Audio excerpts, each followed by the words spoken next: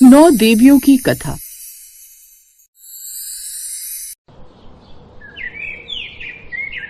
साल में 2 बार आने वाली नवरात्रि में माँ दुर्गा के 9 रूपों की पूजा की जाती है। माँ दुर्गा का पहला रूप शैलपुत्री था, जिन्हें माँ सती भी कहा जाता है।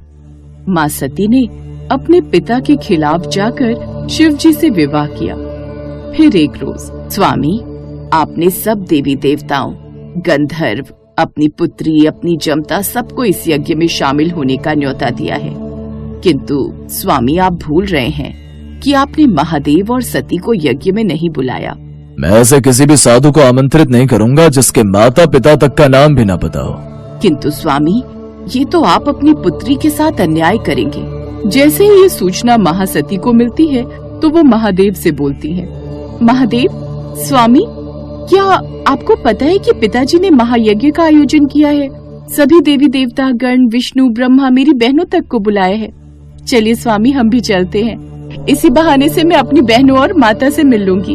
तुम भूल रही हो कि उन्होंने हमें आमंत्रित नहीं किया है और बिना किसी के निमंत्रण के जाना सही नहीं होता। एक पिता अपनी पुत्री को निमंत्रण पत्र क्यों देगा? ये तो पुत्री का कर्तव्य है कि अगर उसके मायके में कुछ हो रहा है तो वह बिना बुलाए चली जाए। तुम उनकी पुत्री हो, किंतु तुम अब विवाहित हो। तुम्हारा विवाह मेरे साथ हुआ है। वो आकर निमंत्रण दे तो ही सही है। लेकिन वह अपने आप को रोक नहीं पाती। वो महादेव से आज्ञा लेकर अपने पिता के यहाँ जाती है। पिताजी, आपने इतने बड़े यज्ञ का आयोजन किया और अपनी पुत्री को नहीं बुलाया। मैंने जिन जिन लोगों को आमंत्रित करना था उन सबको आमंत्रित कर लिया है, और वैसे तुम बगैर निमंत्रण के यहाँ आई हो। मैंने महादेव से कहा था, किंतु उन्होंने कहा कि बगैर निमंत्रण किसी के यहाँ नहीं जाना चाहिए। तुमसे समझदार तो तुम्हारा वो पति ठहरा। शमशान की राख को शरीर पर लपेट कर रहने वाले का मेरा यज्ञ में कोई स्थान नहीं है। भूत पिशाचों के बीच में रहता है, घर तक नहीं है उसके पास। मुझे तो तुम्हें भी इस हालत में देखकर आश्चर्य होता है। तुम भी उसके साथ साथ रहकर उसी के जैसी हो गई हो। देखो अपनी बहनों को, उनके पतियों को, सबके वस्त्र देखो, आभूषण देखो, आखिर उसे अघोरी ने तुम्हें दिया ही क्या है? महादेव के बारे में अन्यथा कोई भी अपशब्द मत बोलिए। वो सही कह रहे थे। मुझे यहाँ आना ही नहीं चाहिए था। जहाँ एक स्त्री के पति का अपमान होता हो, उस स्थान पर उसे रुकना ही नहीं चाहिए। तुम्हें मैंने वैसे भी निमंत्रण नहीं दिया था। तुम अभी इस समय इस यज्ञ से चली जाओ। अपना तथा महादेव का अपमान वो सह नहीं पाई और उन्होंने अपने पिता को दंड देने के लिए स्वयं को यज्ञ की अग्नि में स्वाहा कर दिया। उन्हें ऐसा करते देख उनकी बहन और माता चीख उठी, और उधर महादेव को जैसे ही आभास होता है कि शैलपुत्री अग्निकुंड में स्वाहा हो रही है, तो वो क्रोधित होकर महाराज प्रजापति के यहाँ उपस्थित होते हैं। उनके जलते हुए शरीर को देखकर भगवान शिव दुखी होकर उस यज्ञ को ध्वस्त कर देते हैं और सती के जलते हुए शरीर को हाथों में उठाकर चल देते हैं। सती के शरीर के जलते हुए अंग जहाँ पर गिरे वो धरती पावन हो गई। बर्फ से ढके पर्वत पर देवी शैलपुत्री वृषभ पर सवार, एक हाथ में त्रिशूल, दूसरे में कमल। शैलपुत्री धैर्य और स्थिरता की प्रतिमूर्ति है। पर्वत की तरह अडिग रहती हैं। माता के इस रूप की आराधना करने से मनुष्य का चंद्रमा सही रहता है। वही दूसरा नवरात्र है माँ दुर्गा के स्वरूप ज्ञान की देवी ब्रह्मचारिणी का। ये मनुष्य को जीवन के कठिन क्षणों में संबल बनने की प्रेरणा देती है। माँ ब्रह्मचारिणी ने भी हिमालय के यहाँ पुत्री के रूप में जन्म लिया, और जब उनके विवाह की बात चली तो एक दिन नारद मुनि वहाँ उपस्थित होते हैं। माते, मैं यहाँ ये अवगत कराने आया हूँ कि आप अपने पिछले जन्म में सती थीं और आप भगवान शिव की अर्धांगिनी थीं। आपके देह करने के बाद भगवान शिव घर तपस्या में लीन हो गए। माते, संसार के कल्याण के लिए तथा महादेव की तपस्या को समाप्त करने के लिए आपका भगवान शिव से विवाह होना अत्यंत आवश्यक है। आपने मुझे इस बात से तो अवगत कर दिया, किंतु महादेव को मैं कैसे पा सकती हूँ? माते, महादेव को पाना इतना भी सरल नहीं है। उसके लिए तो आपको कठोर तपस्या करनी होगी। अब माँ ब्रह्मचारिणी अपने माता पिता की आज्ञा लेती हैं। पुत्री, महादेव की इतनी कठिन भक्ति के लिए मैं तुम्हें आज्ञा कैसे दे सकती हूँ? मैं तुम्हारे लिए उनसे भी अच्छा सुयोग्य वर ढूंढ सकती हूँ। हम तुम्हें इतने कष्ट में नहीं देख सकते। मैं पूर्व जन्म में महादेव की अर्धांगिनी थी और इस जन्म में भी मैं महादेव की ही अर्धांगिनी बनूंगी। इसके लिए मैं सदैव महादेव की कितनी भी कठिन उपासना कर सकती हूँ। मुझे मेरे कर्तव्य से ना रोकें। माता पिता उन्हें आज्ञा दे देते हैं। भगवान महादेव के बारे में सब जानने के बाद ब्रह्मचारिणी उपासना में बैठ जाती हैं और लगातार 1000 वर्षों तक वो महादेव की तपस्या करती हैं, जिस कारण ही उनका नाम ब्रह्मचारिणी पड़ा। उन्होंने वर्षों तक केवल टूटे हुए बेलवा पत्ते खाकर भगवान शिव की आराधना की। फिर वर्षों बाद वो पत्ते भी खाने छोड़ दिए, जिससे उनका शरीर एकदम क्षीण हो गया।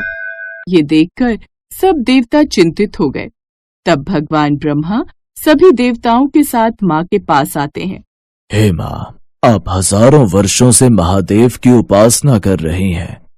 इतना कठिन तप और तपस्या आज तक कभी भी किसी ने महादेव के लिए नहीं की। किंतु माते, आप बहुत ही निर्बल हो गईं। रूप में आपसे ही विवाह करेंगे, किंतु अभी आप अपने घर जाकर विश्राम कीजिए। नहीं, जब तक महादेव स्वयं आकर मुझे दर्शन नहीं देते मैं कहीं नहीं जाऊंगी। फिर वो वर्षों तक भगवान शिव की इसी तरह उपासना करती रही और एक दिन भगवान शिव उन पर प्रसन्न हो गए और उनसे विवाह कर लिया। ब्रह्मचारिणी का अर्थ है जो ब्रह्मा के द्वारा बताए गए आचरण पर चले।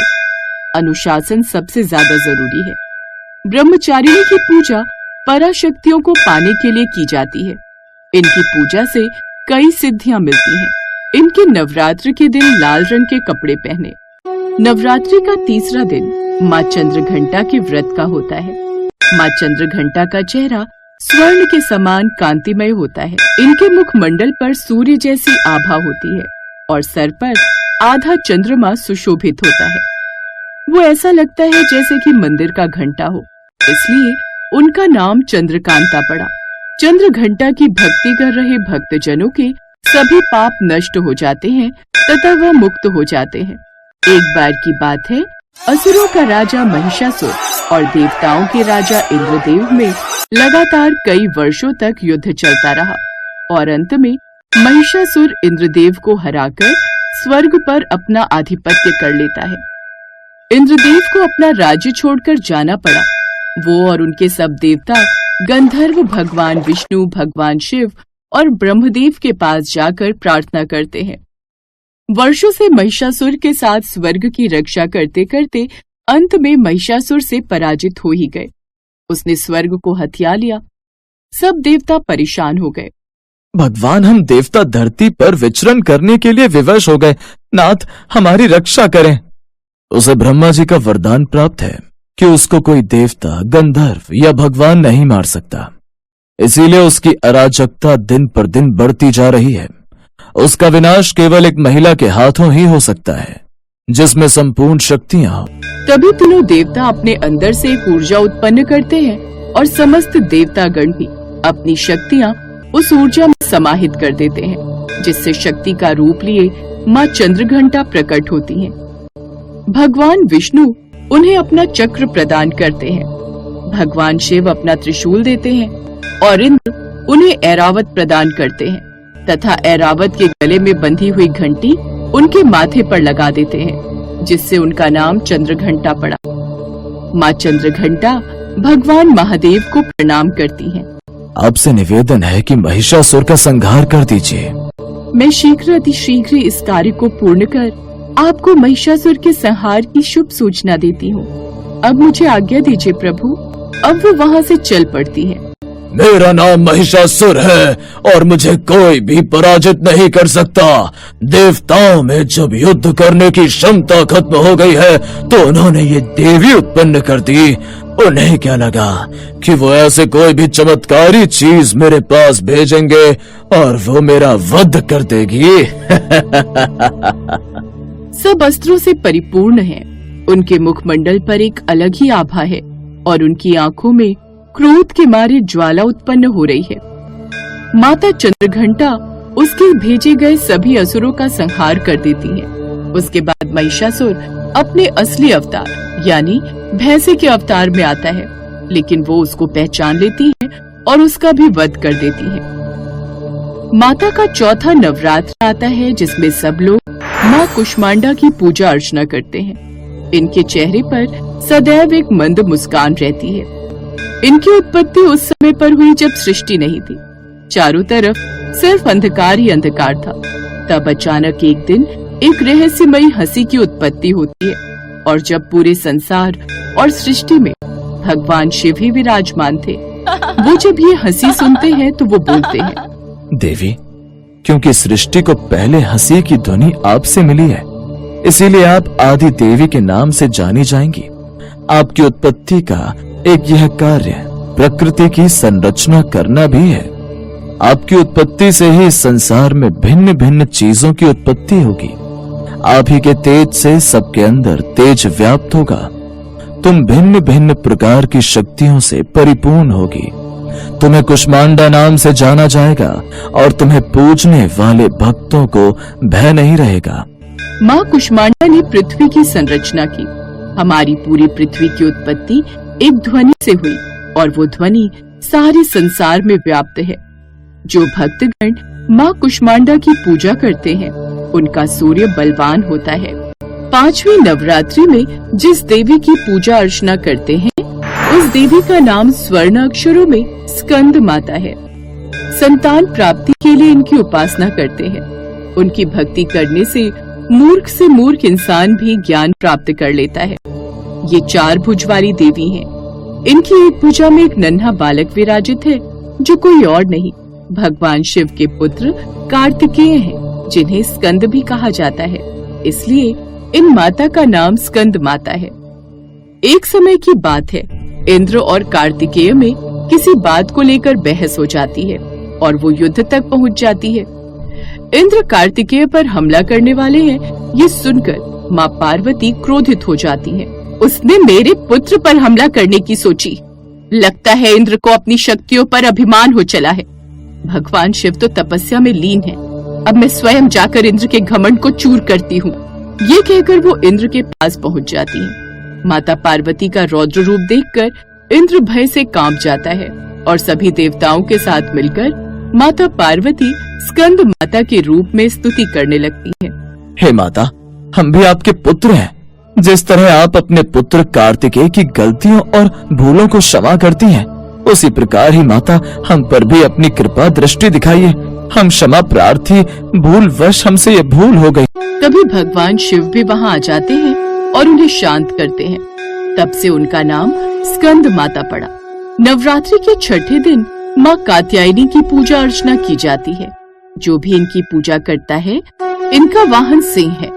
एक समय की बात है, मैं तुम्हारी भक्ति से बहुत प्रसन्न हूँ। माता, वर्षों से आपकी इस रूप में आराधना कर रहा हूँ। मेरी कोई बहुत बड़ी इच्छा है, किंतु मैं चाहता हूँ कि आप जैसी शक्ति से संपूर्ण मृगभाषी तथा तेजस्वी बालिका मेरे यहाँ जन्म ले। मैं तुम्हें वचन देती हूँ कि मैं कन्या के रूप में तुम्हारे घर में जन्म लूंगी तथा संसार में वैज्ञानिक दृष्टि से होने वाले कार्यों को संपूर्ण करूंगी। वरदान पाकर महर्षि वहाँ से चले जाते हैं और कुछ समय पश्चात उनके यहाँ एक कन्या की उत्पत्ति होती है, जिसे वो प्यार से कात्यायनी बुलाते हैं कि उनकी पुत्री सृजन में बहुत से कार्य वैज्ञानिक तरीके से पूर्ण करती है। उस समय पर होने वाले नित्य प्रयोग माता कात्यायनी ने किया। 7वां नवरात्रि माँ कालरात्रि का होता है। जैसा उनका नाम है, वैसा ही उनका रूप है। खुले बालों में अमावस की रात से भी काली माँ कालरात्रि की छवि देखकर ही भूत प्रेत भाग जाते हैं। बहुत समय पहले की बात है, रक्तबीज जैसे राक्षसी दानवों ने पृथ्वी और स्वर्गलोक पर हाहाकार मचा दिया। तभी सभी देवतागण भगवान शिव के पास जाते हैं। महादेव, शुंभ और निशुंभ दोनों राक्षसों ने तीनों लोकों पर आक्रमण कर सबके जीवन का नाश कर दिया है तथा वर्षों से चले आ रहे इस युद्ध में सभी देवता बुरी तरह थक गए हैं। महादेव, हम सब पर कृपा करें तथा उन दोनों राक्षसों का नाश करें। वो दोनों इसीलिए इतने अधिक प्रबल हैं क्योंकि उनके साथ रक्त बीज खड़ा है। पार्वती, तुम जगत जननी हो। अब तुम्हें इस पृथ्वी और तीनों लोकों की रक्षा कर सकती हो। प्रभु, मेरे अंदर अभी क्रोध की अग्नि धधक रही है। दुर्गा अपने सिंह की सवारी करके उन दोनों का वध कर देती हैं। ये देख रक्त बीज क्रोध से पागल हो जाता है और माँ से लड़ने लग जाता है। माँ दुर्गा अपने तीर से उसके शरीर के टुकड़े टुकड़े कर देती है, लेकिन जितनी रक्त की बूंदें उसकी धरती पर गिरती, उतने रक्त बीज और उत्पन्न हो जाते। तब माँ दुर्गा ने माँ काली का अवतार लिया और एक एक कर रक्त की हर बूंद पीने लगी, जिससे रक्त बीज का नाश हुआ। नवरात्रि में 8वें दिन माँ महागौरी की पूजा की जाती है। जैसा कि नाम से प्रकट है कि इनका रूप पूर्णतया गौर वर्ण है। इनकी उपमा शंकर चंद्र और कुंड के फूल से दी गई है। माँ गौरी की आयु 8 साल की मानी गई है। इनके सभी आभूषण और वस्त्र सफेद हैं, इसलिए इन्हें श्वेतांबर धारा कहा गया है। महागौरी की 4 भुजाएं हैं। उनकी कथा कुछ इस प्रकार है। एक दिन महादेव, माँ गौरी वर्षों से आपकी तपस्या में लीन है। महादेव, आप उन्हें दर्शन दीजिए। भूख प्यास सब भूलकर माँ गौरी ने आपकी कठिन तपस्या की है। देखिए तो उनका पूरा रंग काला पड़ गया है। जब वो आपकी तपस्या के लिए बैठी थी तो उनका वर्ण बिल्कुल श्वेत था। विष्णु, उनकी तपस्या से मैं अत्यंत प्रसन्न हूँ और उन्हें जल्द ही दर्शन भी प्रदान करूंगा ही। महादेव, आप तो जानते ही हैं, महागौरी और आपके मिलन से संसार में हो रहे अनेकों दुखों का नाश होगा, अन्यथा देर ना करें भगवान। भगवान शिव ने इनके शरीर को गंगा के पवित्र जल से धोकर कांतिमय बना दिया। उनका रूप फिर से श्वेत हो गया, इसलिए ये महागौरी कहलाई। इनकी पूजा से भक्तों के तमाम दुख धुल जाते हैं, पूर्व संचित पाप भी नष्ट हो जाते हैं। महागौरी का पूजन अर्चन, उपासना, आराधना कल्याणकारी है। इनकी कृपा से अलौकिक शक्तियाँ प्राप्त होती हैं। नवदुर्गा में आखिरी रूप माँ सिद्धिदात्री का है। जो भी इस माँ की पूजा करता है, उनके सारे कष्ट दूर हो जाते हैं। ये कमल पुष्प पर आसन होती हैं। इनकी सिद्धि को प्राप्त करने के बाद व्यक्ति कुछ भी प्राप्त कर सकता है। असंभव को संभव में बदल देने की क्षमता प्रदान करती है।